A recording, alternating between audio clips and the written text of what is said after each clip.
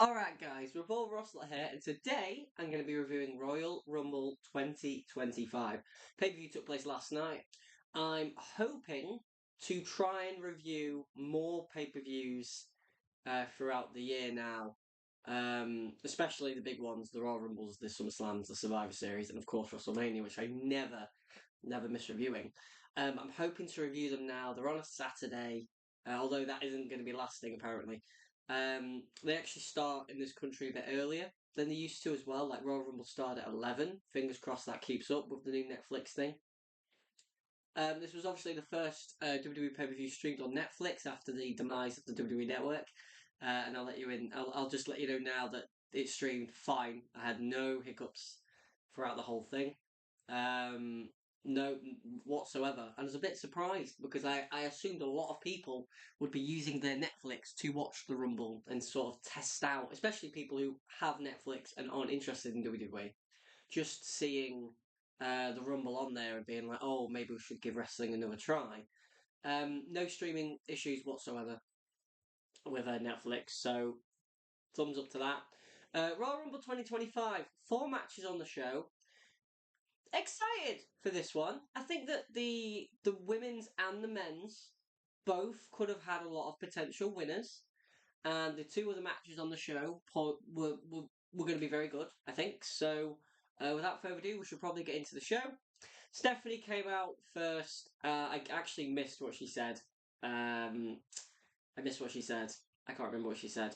But there were fireworks, and it was like, welcome to the Royal Rumble, and then they did the package. And this Royal Rumble took place in Indianapolis, and it was hammered home. It was hammered home that this took place in Indianapolis more than maybe any sort of venue, any city has ever been hammered home as a venue ever. Like they were talking about Pat McAfee playing for the football team, and they were talking about it being the racing state or whatever, and it was like getting a bit annoying. Got a bit annoying by the end, but there were 4 matches on the show, and we should just get into them. The first match on the show was the Women's Royal Rumble match. 30 women, 2-minute intervals. And I think I understand now why every year the Royal Rumble record is getting broke. Because there's 2-minute intervals, it used to be 90 seconds. And obviously, not all of them stick to 2 minutes. Some of them are like 30 seconds. But it's very easy to break the record if you're sort of perpetuating the notion that it's 2-minute intervals. But anyway, I am going to take you through all of the entrants. I think that's the one thing I want to do for this Rumble. Because there's only 4 matches on the show, so it's not like I've got a lot to review outside of the 2 Rumbles. So, number 1 was Io Sky. Number 2 was Liv Morgan. They wrestled for a bit. Number 3 was NXT's Roxanne Perez. And she came out, and this is like her 3rd Royal Rumble. And this is one of the only things I think the Women's Royal Rumble still has a problem with. They always have to bring in NXT superstars to fill the numbers. And that's why this is Roxanne Perez's 3rd Rumble. So one day if she wins a Royal Rumble, it won't be a first. And I feel like it's special when you win your first Royal Rumble. So Roxanne Perez was number 3. The Intercontinental Champion Lyra Valkyria was number 4. And it was at this point where I looked at the 4 women in the ring and I was like, have we ever had such a talented women's roster in WWE? I know Roxanne Perez is in NXT, but she won't be for much longer. She'll come to Raw or SmackDown probably after WrestleMania. She has an NXT women's title match at Vengeance Day coming up against Julia and Bayley in a 3-way, and I assume she will lose that and then she will come to the main roster. But yeah, have we ever had such a talented women's roster? So, number 5 was Chelsea Green, who is talented in a completely different way. The ring is starting to get full up. Number 6 was B-Fab, who got no pop whatsoever, bless her, but she has improved a lot in the ring. Number 7 was Ivy Nile. Number 8 was Zoe Stark. Number 9 was Lash Legend.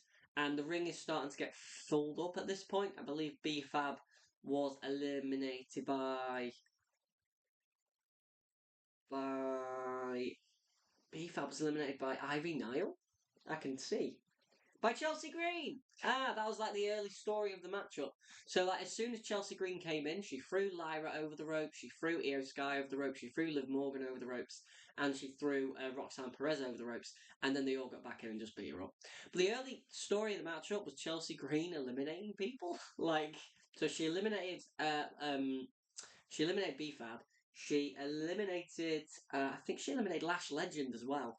Lash is a one of the NXT women I think they will be very fond of. She is 5'11". She is massive. Like, she is tall. And I don't think she's as good as like your Roxanne Perez's, your Julia's, your Lola Vice's. But she's good. She's good. She's got a lot better. So yeah, then we had Bianca in at number 10. The ring started to get relatively full, and that was maybe one of the things with both Rumble matches. They kept making the ring full, and it kept making me think, oh, someone's going to come in and eliminate loads of people. And it only really happened twice, once in each Rumble. So Bianca was number 10, Shayna Baszler was number 11, Bailey number 12, Sonya Deville number 13, which meant we had all three members of Pure Fusion Collective in the ring, and they eliminated someone between them. Like, they eliminated. Who did they eliminate? Must have eliminated someone. Oh, yeah. They eliminated Maxine Dupree. So Maxine Dupree came in and she.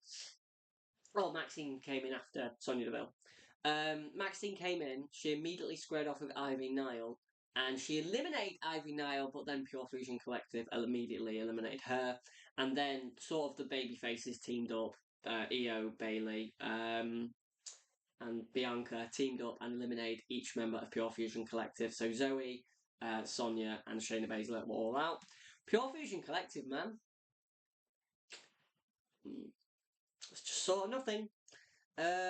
15 was Naomi. Crowd were chanting glow. 16 was Jada Parker. I know a lot of people are big fans of Jada Parker. I think she's pretty good as well. Again, I think we've had a massive upturn in sort of the quality of the women that are coming through in NXT. Look at Tiffany Stratton. Like, Tiffany Stratton, Roxanne Perez. I mean, Roxanne's got a lot of indie stuff to her, and she's still so young. But Jada Parker, I said Lash earlier, Lola Vice, who I'm really high on. We've got a lot of great NXT women coming through, and that is why they tout it as the best women's roster in wrestling, because you combine these sort of homegrown, a lot of them gymnasts or other things like footballers or basketball players, and you make them wrestlers. And you combine them with these workers like Roxanne Perez and Stephanie Vaquera and Julia and Jordan Grace when she was there for a few weeks and Zaria, and you've got proper good division, and it is a proper good division. And I'm thinking about, this is just a sidebar. I'm looking for the pay-per-view flashback series. I'm looking at reviewing a recent NXT takeover. Well, they're not called takeovers anymore. A recent NXT Premium Live event with some of the women on. So I'm either thinking Deadline with the Iron Survivor match, or I'm thinking one of Roxanne Perez's title defenses, maybe against Jordan Grace or Lola Vice.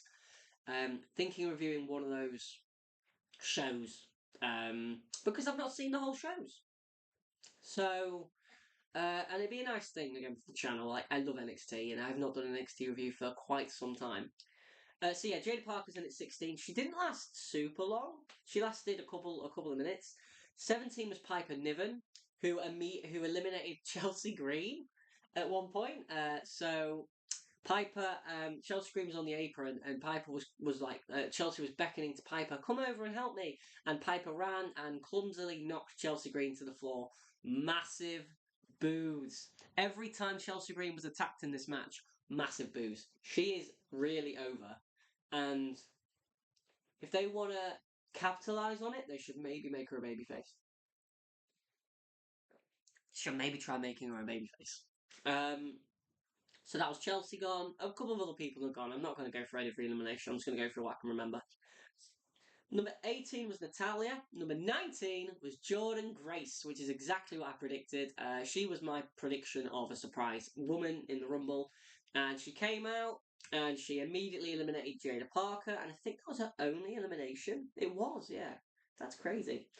Um, she had a good run, but not super great. She was eventually eliminated by Roxanne, I believe.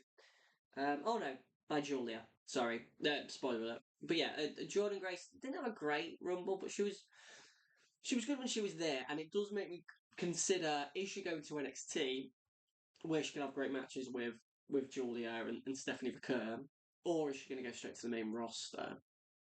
Because the women's division on both brands is starting to get a little stacked. I mean, we do have five championships on the main roster now with the IC and United States title. Oh, Lyra Valkyria, by the way, was eliminated like second in the whole match. And also, Lyra crikey, her name. Lyra Valkyria apparently had a wardrobe malfunction. It did look like it when I was watching. It did look like her top had come undone. And from what I've seen, apparently Liv Morgan actually helped her. So kudos to Liv Morgan for doing that, because that's a tough situation. And Lyra Valkyria is very young, and so being in that situation must have been quite scary. And for sort of someone who's a little bit more veteran to help her out, kudos to Liv Morgan for helping Lyra out. But Lyra was the second person eliminated as the Intercontinental Champion. It was very interesting, and she was eliminated by Ivy Nile, so it makes me think that that's going to be a feud. So number 19 was Jordan Grace. Number 20 was Michin. She was eliminated. Nah, she got no eliminations. And then number 21, probably the biggest pop of the match, Alexa Bliss. Crowd went mental for Alexa Bliss, and I went mental in my living room because I thought she was done. And even two commentators who played it up a little bit, they said, we thought she was done. She obviously had a child, and we thought she was done. She had a jacket on, which paid homage to Bray Wyatt. And she came to the ring, and she did some bits. And she eliminated no one. I guess she's small. She maybe should be if she's a babyface, maybe keep her that way. Um, I've never been a super fan of her work, but she's certainly a great character and she's good at promos. Um, so Alexa was number 21. Number 22 was Zelina Vega. Alexa Bliss would, by the way, be eventually eliminated by Liv Morgan just to get her a little bit of heat.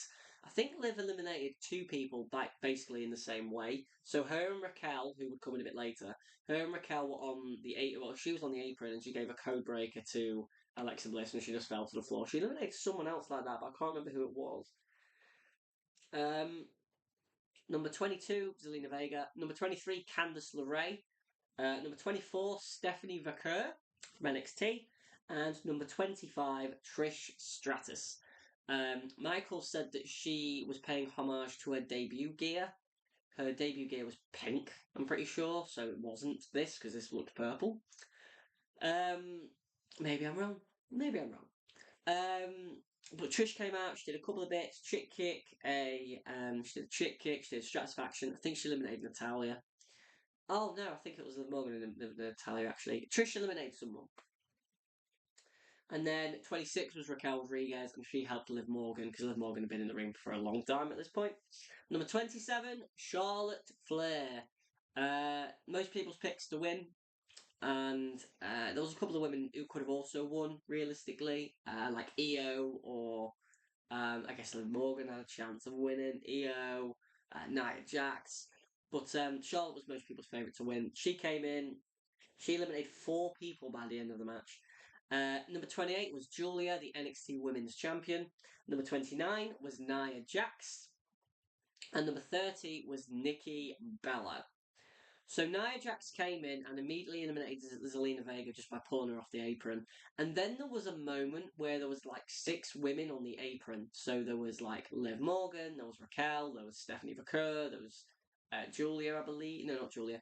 There was Trish Stratus, there was Bianca Belair, there was loads of people on the apron.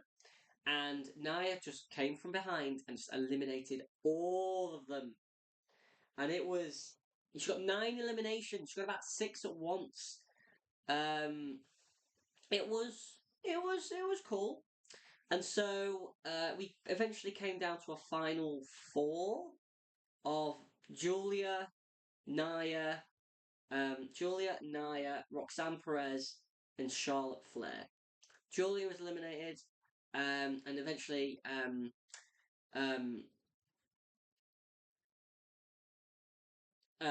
Roxanne was going to be eliminated by Nia Jax, and Roxanne held on and pulled her over the ropes, and Charlotte dunked Nia over the top, over the ropes. Nia hits the floor. So the final two was Charlotte Flair and Roxanne Perez. And in my mind, I was like, there is no way that Roxanne Perez is going to win this. But if they do, I will go mental. And Roxanne was on the apron. She tried to get back in the ring. Charlotte booted her out. Charlotte won. So the ending was a bit of a downer. I don't mind Charlotte winning. I'm certainly not as against it as most people. She's been away for a bit, and Charlotte facing. So Charlotte Flair wins the 2025 Women's Royal Rumble. She's the first two-time Women's Royal Rumble winner. I'm not against Charlotte going for a women's title at Mania. I like the idea of her and Rhea Ripley in a third match. I think it could be nice. Or you go the other way and she faces Tiffany Stratton, and you have the sort of matchup where it's the former gymnast against a former gymnast. One of them is on the up, and one of them is a legend in the company. And she puts over Tiffany Stratton. That is my only sort of caveat for Charlotte winning the Rumble. She cannot win the belt at Mania. She cannot. Especially if it's Tiffany Stratton. That feels like one where she can't beat Tiffany. She could maybe beat Rhea. I'd be more okay with her beating Rhea, but she really shouldn't beat Tiffany Stratton.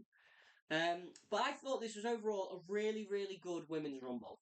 I think the surprises were there. I think the NXT women all did their job. Stephanie, Julia, Roxanne Perez.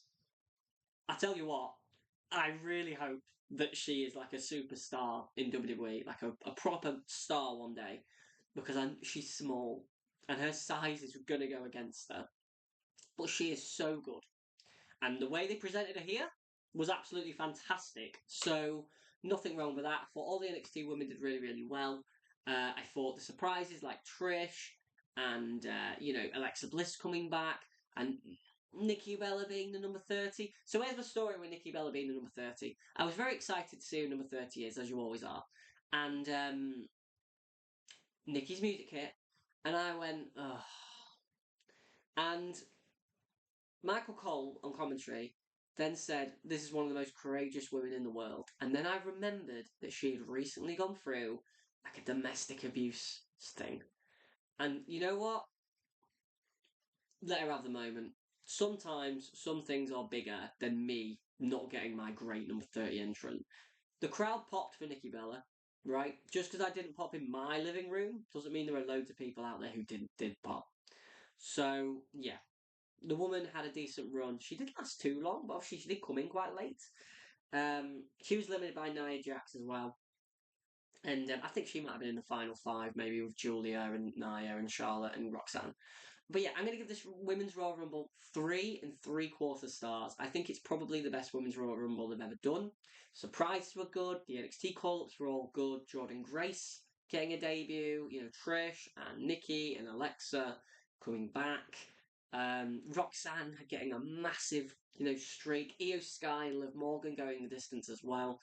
It was a great Women's Royal Rumble. Roxanne Perez set the record for the longest time in a Rumble, and I'm pretty sure Nia Jax set the record for most eliminations in a single Women's Royal Rumble with 9. Really, really good, this Women's Royal Rumble. Very, very happy with it. 3 3/4 stars. Charlotte goes on to Mania. I'm absolutely fine with winning the Rumble as long as she doesn't beat Tiffany or Rhea, but more so Tiffany. Second match on the show. And this was one of the biggest problems I had with the whole show. There was a big gap between match 1, match 2, match 2, match 3. There was a big gap in between for literally no reason. The show was like 4.5 hours long. Each Rumble was over an hour each. So, did not need to have these massive gaps between matches, especially when there's only 4. So, second match on the show, the Motor City Machine Guns, Alex Shelley and Chris Sabin against DIY, Gargano and Ciampa for the WWE Tag Team Championships in a 2 out of 3 falls match. Is it just me who's been like really disappointed with the Guns? Like, The Guns are great. Saban and Shelley are great. They were greater 10 years ago, and they were greater 15 years ago. Like their TNA World Tag Team Championship run, the first one, is like a special tag team title run. They're one of my favourite tag teams. Like that run is special. The matches with Beer Money, the matches with Team 3D and Generation Me, the former Young Bucks. Like they were great stuff. And they came to WWE in 2024 and they won the tag titles in their third match, and then they lost them in their next one. Like, uh, I love the Guns, and I love DIY, and so I looked at this on paper, and I was like, this should be really, really good. They got 14, 15 minutes for a 2 out of 3 falls match, which could be worse. And they worked really hard, but the crowd did not care. And they just watched an hour-long Royal Rumble, and over an hour, like an hour and 10-minute Royal Rumble match. They were not really going to care. Um, you know, they tried. They tried their hardest to get the crowd into it, and a couple of near falls at the end did do that. So the first fall was at one point, both men are going for a tag. Ciampa's trying to tag in. Ciampa's trying to tag Gargano. Saban's trying to tag Shelley. Saban tags Shelley. Ciampa goes for Gargano, but Gargano pulls his hand away at the last second, gets in the ring. Shelley sets up for sliced bread, but obviously Gargano is not the legal man. Ciampa hits Shelley with a big high knee. 1, 2, 3. First fall goes to DIY. The second fall was relatively simple. That was just a bunch of dives and crazy stuff from the Guns. And they hit the kicks in the corner, they hit Skull and Bones, and they got the second fall, so it was tied at 1 apiece. And then the last fall was, as you could expect, about 5 minutes, but it was relatively good. Like they worked really hard, and there was a couple of near falls, like a sliced bread powerbomb combo from the Guns, which got a near fall, and then Ciampa right at the beginning of the match, which really annoyed me because this was the cut off. This was for the cut off. He hit a Willow's Bell, which is like the teardrop, like almost teardrop apron DDT, and that was just for a plumbing cut off. So they did a couple of near falls at the end. I think Ciampa might have hit the fairy tale ending, and a couple of super kicks from Gargano. But in the end, they set up for a second skull and bones. The Guns did, and a man got on the apron, and Angelo Dawkins got on the other side of the apron, and he hit one of the Guns. He hit Shelley with the crutch. Ciampa and Gargano hit meeting in the middle on Saban. I believe they hit meet in the middle on Saban. 1, 2, 3. DIY retain the tag team championships at the Royal Rumble. After the matchup, the Profits attacked DIY as well with the crutches, and they held up the tag titles. I assume this is setting up like a TLC match at Mania with the Guns, DIY. I've said Guns a lot in this video. The Motor City Machine Guns, DIY, and the Street Profits, which I would really like. Like that's just like Edge, Christian, Dudley's, Hardy's flashbacks. That would be so goddamn good. The match overall, though, I think they worked really hard. The crowd got into a couple of near falls at the end, but they weren't really into it in the beginning period. I've seen a lot of people go quite high with this rating. I'm going to go 3.5. I thought it was very good, and I thought they wrestled really well. Obviously, Gargano, Ciampa, and the Guns, and Shelley and Saban, who they mentioned were former TNA Impact Tag Team Champions, and they did not mention they were former TNA World Champions though. All this TNA stuff they mentioned, it's so cool, and it's just really cool. But 3.5 stars. It was a very good match. They wrestled really, really well. The finish was a bit meh, but they did the best they could. And if it sets up a TLC match, I'm all for it. If it just sets up a 6-man, like a 6-man, a triple threat tag team match for the titles at Mania, I'm all for that as well. I think that could be great. But if it sets up a TLC match, honestly, I think that'd be terrific. The problem is we've got a lot of belts to get on Mania now. The women have got 5, and then the men have got 6. So yeah, we've got a lot of matches to go on Mania, and that would be one I would be fine with. Next match on the show, the WWE Championship ladder match. as the American Nightmare Cody Rhodes defends against Kevin Owens. This has been a good feud. I thought the video package for this was pretty good. The Guns match, actually, the DIY Motor City Machine Guns match, also got a video package, which is very bizarre. It's not very often that they. That's one of the other things as well about the Motor City Machine Guns. That's their first pay-per-view match.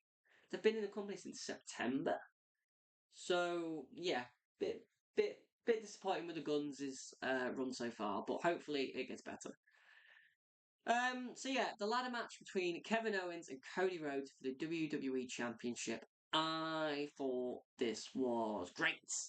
I've seen a couple of people say this was like super great. I thought this was just great, but still great. They brawled in the crowd early. Owens gave Cody a power slam through the side thing that keeps the ladder apart of the ladder, and then he hit him with it. Cody would get a couple of comebacks, but Cody really struggled in this matchup, fighting from underneath against the more wily sort of ladder veteran Kevin Owens. They said that Cody has never had a singles ladder match in WWE, and they said he'd only been in Money in the Bank matches, which is firstly untrue because he was in the Intercontinental title ladder match at WrestleMania 32 as Stardust, and the one at 31 as Stardust. Singles ladder matches wise, Cody had the Sammy Guevara match I don't know why I whispered that. But yeah, so Owens was working on Cody, working on his back, he gave him back suplex on a ladder. There was some insane spots. Owens took a back body drop on the corner of the ladder. It's a spot that he always takes in ladder matches. Always, always, always. Cody hit a crossroads in the ring at one point, but couldn't scurry up the ladder in time. He broke off the bottom rung of a ladder and used it as a weapon, which apparently was what Wade Barrett did in a Money in the Bank ladder match to Cody Rhodes once. So good callbacks. But in the Owens kept going for a stunner. Owens hit a powerbomb off the ladder, like pulled Cody off and gave him a powerbomb on the mat. They did some stuff on the outside, like going into the steps. They never got any tables out or anything like that. I think. Oh, Cody also got powerbombed onto the ladder in the corner between the bottom and the bottom and middle rope, which also looked a bit rough because he didn't quite reach it. I think the back of his head maybe just reached it. But the finish was Owens gave Cody the Fisherman's Buster onto a bridged ladder between the ladder standing in the middle of the ring, the bridged ladder here. Gave him a Fisherman's Buster onto the bridge ladder. Cody stood up, sold it like death. Both men sold it like death. ENTs came out to check on both men. And so did Nick Aldis. And Owens kicked them all out the ring. He went to climb the ladder. Cody stopped him, so they went outside the ring. And they went outside the ring. And they went on the announce table. And Cody was going to do something on the announce table to Owens. Oh no, Cody went mental. So Cody just started slamming Owens' head into the announce table, which busted Owens open, sent him into the ring post, and then he got him on top of the announce table, but Owens gave him a low blow, and he was going to give him a package pile driver on the announce table, but Cody used all of his strength and his power, and he picked him up, and he Alabama slammed him through a bridged ladder between the apron and the announce table. This bump was so scary. Like, he fell right between the middle of the ladder. He folded up backwards, so his head was like dead on the floor. His legs were like up here. It was terrifying. And then Cody got in the ring and climbed the ladder and pulled the two belts down. The finish was absolutely insane. Like, the finish was unbelievably great.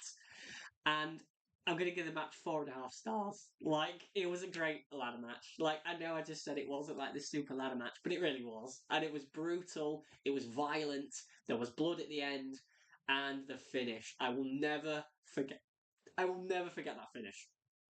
As long as I live, I will never forget that finish. It was sensational. Cody is finally done, I assume, with Kevin Owens and can move into a program with someone for Elimination Chamber. Or maybe he's going to be in the chamber. I guess we shall find out. 4.5 stars. Unbelievably great ladder match. I don't know why I was downplaying it. It was an exceptional ladder match. A final match on the show, the men's Royal Rumble. I'm going to need my phone again. Getting my phone again. Sorry, guys. Right, the men's Royal Rumble. So, in the men's Royal Rumble, we started off with Rey Mysterio and Penta. I liked what they've done with Penta so far. I think that when WWE manage to steal an AEW talent, they tend to do everything in their power to make them seem special. So Cody, Jade Cargill, Penta, Ethan Page in NXT. Um, maybe not Lexus King. That's maybe not a great example, but yeah, they presented him really well. So it was Rey Mysterio number 1, Penta number 2, Chad Gable number 3, Carmelo Hayes number 4, Santos Escobar number 5, Otis number 6, Bron Breakker number 7, and this was when people started getting eliminated. The first man eliminated in the match was Carmelo Hayes. Now, and he was eliminated by Bron Breakker. Bron Breakker just speared the absolute shit out of him and threw him out of the ring. Bron Breakker's like the best. And so is Carmelo Hayes. Like, we talk about Bron Breakker being a bona fide main eventer one day, and he will be. But Carmelo Hayes should be talked about in the same way. Carmelo Hayes is phenomenal. And when I again look at reviewing a show one day, reviewing an NXT show for pay-per-view flashbacks, I would love to review the Worlds Collide show where where Carmelo Hayes faced Ricochet, because I think that's his best match. Yeah, so Bron Breakker eliminated Carmelo Hayes, eliminated Santos Escobar very soon after. Number 8 was supposed to be Akira Tozawa, but he was attacked by Carmelo Hayes as Carmelo headed up the ramp. And they brought Akira to the back, and the camera followed this as it went to the gorilla position, and Triple H is looking round. And Triple H goes, "Speed! Get out there! You're in the Rumble!"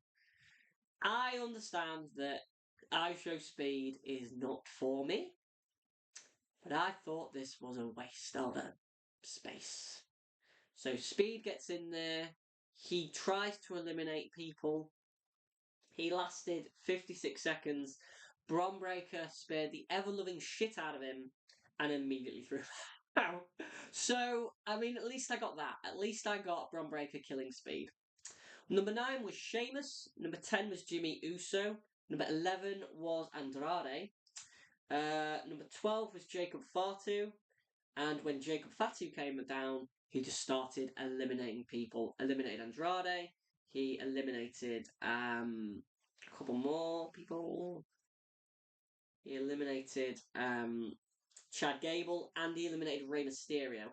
They presented Jacob Fatu like the man. The serious, proper man in this Rumble. He got a great Rumble showing, and he had some great showdowns in it. Like a showdown with Bron Breakker. Like, can we have that as the IC title match for Mania, please? Because that would be great. Or we could have him and Sheamus, which would be great as well. Number 13 was Ludwig Kaiser. He came in and was immediately thrown out by Penta. In fact, he didn't come straight in. He postured on the outside, waited for his moment, and then Penta eliminated him in 6 seconds. The Miz was number 14. And then number 15 was Say His Name and He Appears. I believe in Joe Hendry. It was Joe Hendry! It was so easy to predict, but it happened. And he came out and he did his thing and he lasted like 3 minutes. He didn't eliminate anyone, but he did hit a standing ovation on The Miz. They obviously had him with his TNA World title. And then number 16, Roman Reigns. Right, so Roman came out and started eliminating fools. So, Roman eliminated The Miz, eliminated Sheamus, he eliminated Joe Hendry. And then we had a stare down. So Jacob Fatu eliminated Jimmy Uso while Roman was like down after taking a something. He took some attack and it took him down. What was it? What was it? Like a claymore or something. No, it wouldn't have been a claymore, would it? He took something, basically. What did he take? Like a spear, maybe? Like a spear from Bron Breakker? He did not eliminate Bron Breakker. Oh, he did eliminate Bron Breakker! Fair enough! He eliminated Bron Breakker as well, apparently. But then maybe Bron Breakker speared him or something. And Roman was down and Jimmy was crawling over to him, but before he could reach him, Jacob Fatu eliminated Jimmy Uso. So we got the Jacob Fatu, Roman stare down, which could maybe also be the match for Mania. Solo wasn't in this match. Very interesting, that. Um, Number 17 was Drew McIntyre. Number 18 was Finn Balor. Number 19 was the US champion Shinsuke Nakamura. He didn't last very long. Jey Uso eliminated him. And Finn Balor did actually last a little bit of time. Number 20, Jey Uso. Biggest pop of the match. Biggest pop of the match. Seriously, so over. We need to remember how over Jey Uso is. How over Yeet is. How over this singles run is of a guy who we perpetually said was a tag team guy. He's 39, right? He's literally in his second year of being a singles guy. And he's so over. And the thing is, he loses matches. He lost the gun for his Saturday night's main event. He lost his IC title. He's so over still. It's incredible. But anyway, so we had. Wait a minute. Oh, yeah. Sorry. So Jey Uso was number 21. AJ Styles was 21, sorry. Braun Strowman was 22. Braun Strowman, unbelievably, eliminated Jacob Fatu, which I did not foresee coming. It was not on my bingo card, as I say. He just power slammed him over the ropes. It was insane. John Cena was 23. He eliminated Braun Strowman and then AA'd Finn Balor off the apron. Braun Strowman fucking failed to catch him. Sorry for the swearing. 24 was CM Punk. 20 and when CM Punk came out, and same thing with John Cena really, after he eliminated Balor and Strowman, John Cena stayed on with Roman. They looked at each other. The countdown started, so they both looked up the ramp. CM Punk came down. They all looked at each other. The countdown started. They all looked up the ramp. Seth Rollins came down, and it was like it's now a star-studded Royal Rumble. That's one of the great things about this Rumble. It felt like a star-studded Royal Rumble.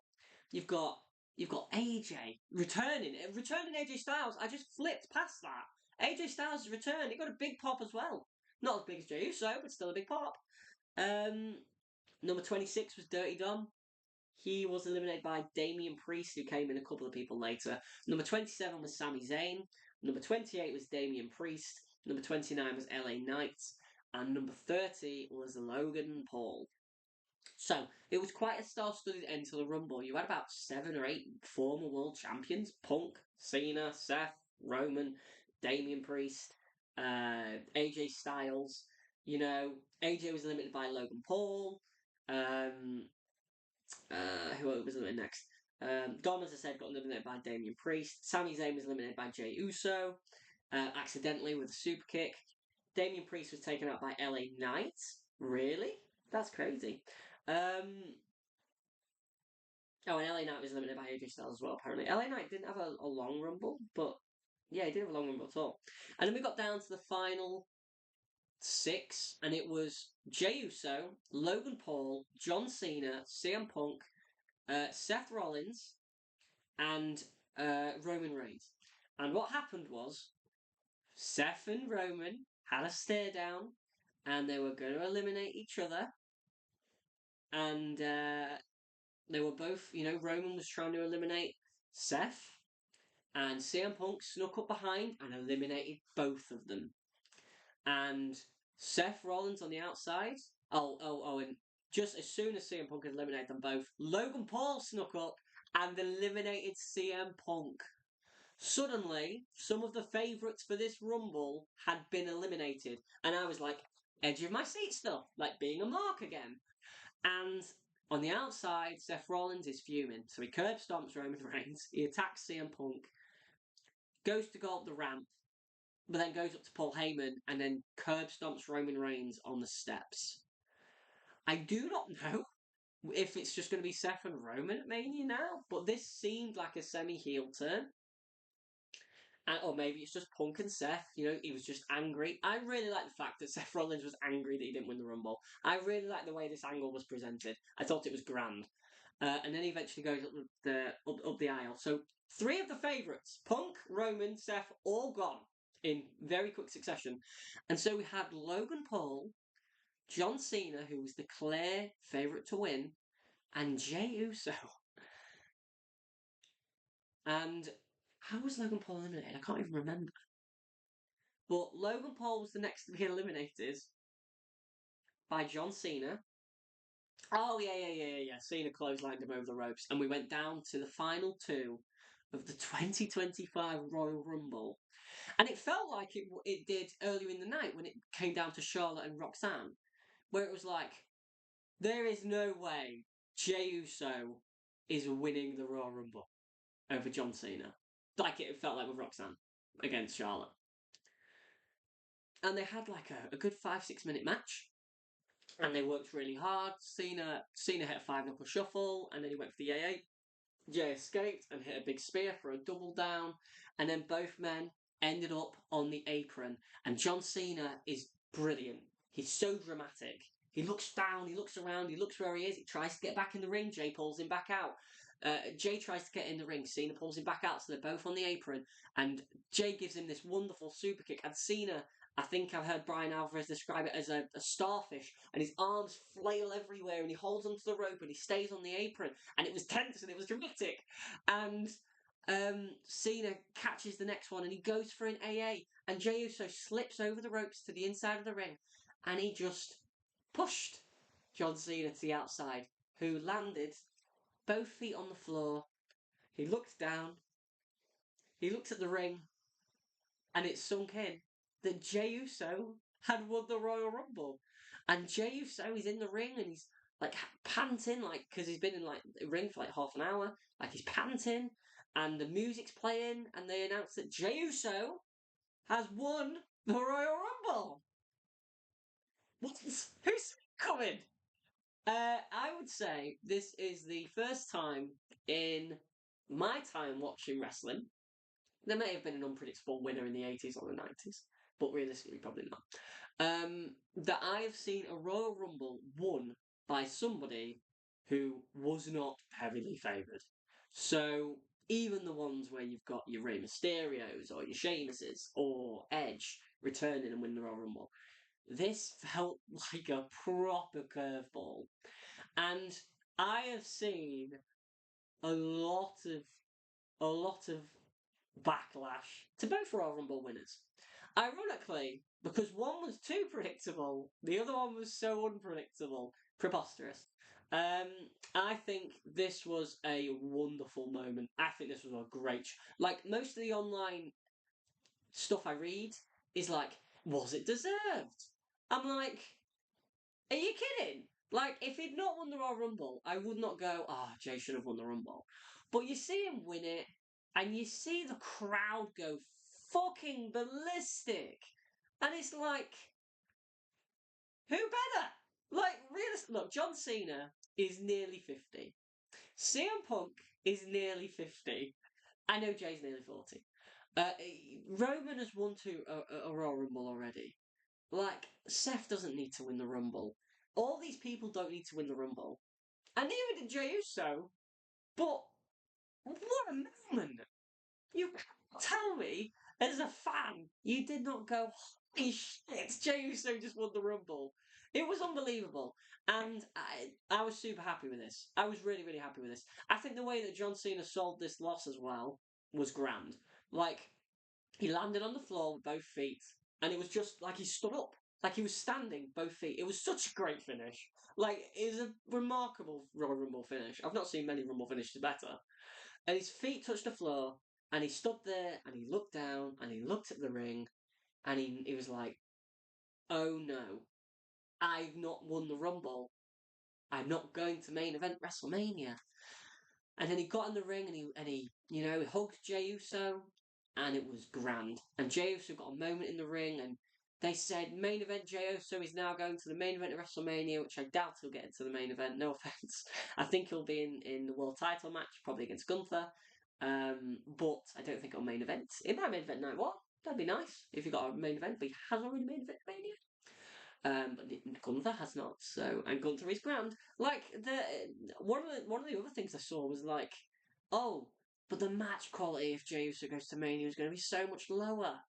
I'm like, Jey Uso's great. What planet are we on? He's worked so hard over the last couple of years since breaking up with the Usos, since becoming a singles guy, since winning tag titles with Cody briefly, winning the Intercontinental title. He had that shitty match at Mania last year, which was very true. Wasn't very good.